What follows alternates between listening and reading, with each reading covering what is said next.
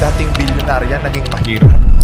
Halos 3,000 negosyo ang nagsara noong Nalugi at Napasok kayo sa isang investment scheme sa negosyo ng ibang tao na wala kayong kontrol. Nung nagka-problema, lahat po ng naipon namin nawala. Dahil minamadali mo ang buhay, what actually happened is failure.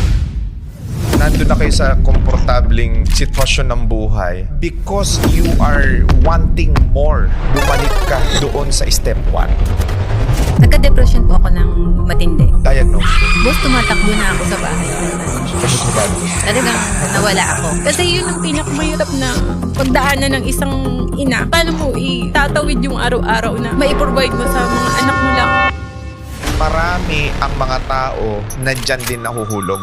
Especially yung mga may pera na. What is your advice to them? Paano niyong mag-asawa unti-unting ibinangon ang sarili niyo? Sunday, 8 p.m.